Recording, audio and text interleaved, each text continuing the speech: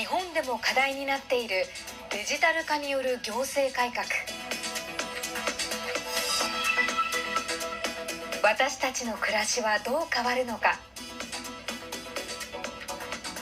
いち早くデジタル化に取り組み、電子政府先進国となった韓国の実情を通してデジタル化に向けた道筋と課題を考えます。スタジオには出石解説員です。出石さん、韓国はデジタル化の取り組みが進んでいるということですね。そうですね、韓国は世界有数の電子政府先進国なんですね、はい、国連の経済社会局が2年に一度、各国の電子政府の取り組みについての報告書を出しているんですけれども、最新版を見ますと韓国はデンマークに次いで世界第2位なんですね。アジア諸国で言いますと、シンガポールが11位、日本は14位となっているんです。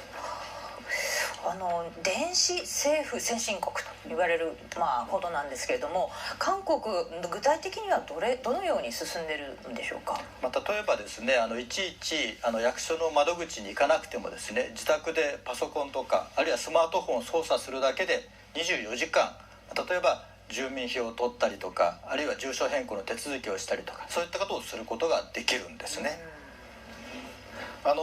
韓国政府が作成したビデオがありますので、まずこれをご覧ください。온라인 민원을 사용하면 관공서 방문에 필요한 시간과 비용을 절약할 수 있을 뿐 아니라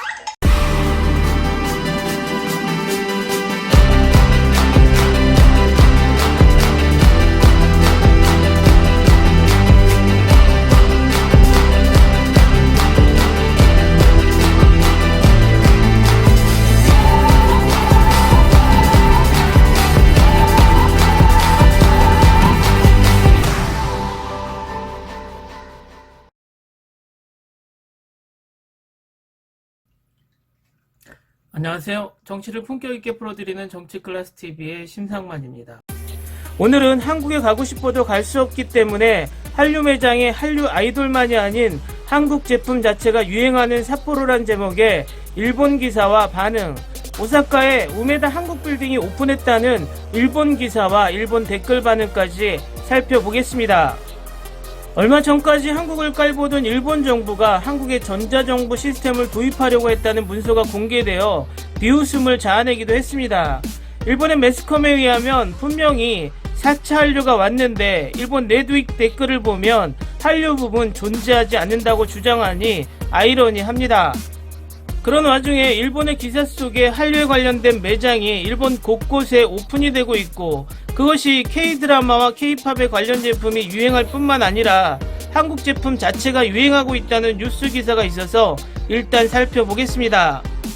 여성에게 인기 있는 한류 아이돌 메이크업, 한국의 유행이 지금 삿포로에 속속 진출하고 있습니다. 삿포로에 진출한 한국 매장에 잠입해봤습니다. 안노 요스케 감독, 오도리의 상가에 왔습니다. 한류 아이돌 상품이 있는 매장입니다. 삿포로 오도리 한류 상품 가게에는 한국 아이돌 관련 상품뿐만 아니라 한국의 음식이나 화장품 등 천여 종의 상품이 즐비합니다.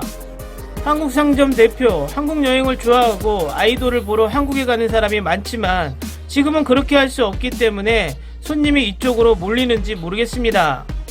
신치토세 공항과 한국을 잇는 전기편은 2019년 8월에 절정기에는 주 110일의 왕복이 있었습니다만 2020년 3월부터 전면 운행 금지가 계속되고 있습니다.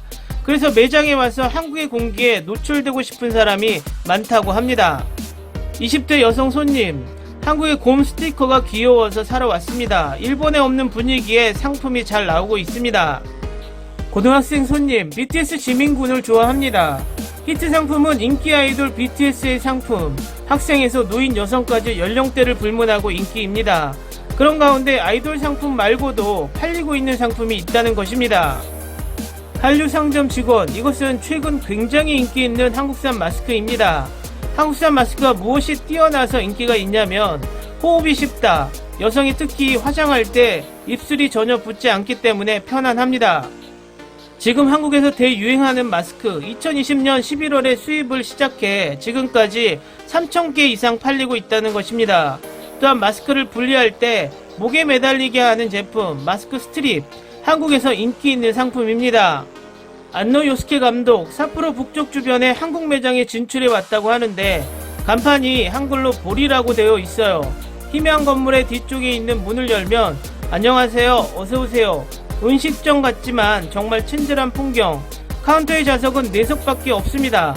어떤 가게인 것입니까? 본가 매장 매니저. 배달 및 테이크아웃이 메인인 한국 떡볶이 전문점이고 게다가 일본 1호점입니다. 떡볶이는 한국의 떡을 매콤달콤한 고추장 소스로 만든 요리입니다. 이곳은 한국에서 19개의 점포를 운영하고 있는 체인점의 일본 1호점. 2020년 9월에 배달 메인으로 개점했습니다. 왜 삿포로에 개점한 것일까요?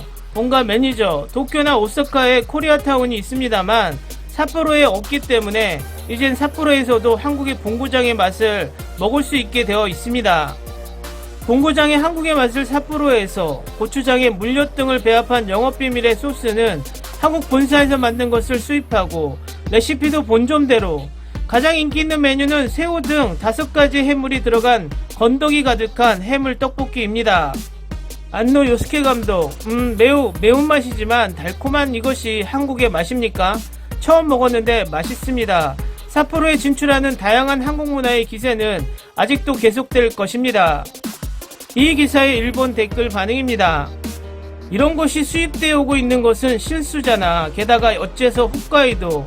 정말 레드팀의 자본이 홋카이도와 규슈에 많이 들어와서 무섭다. 게다가 일본인 것을 훔쳐간다.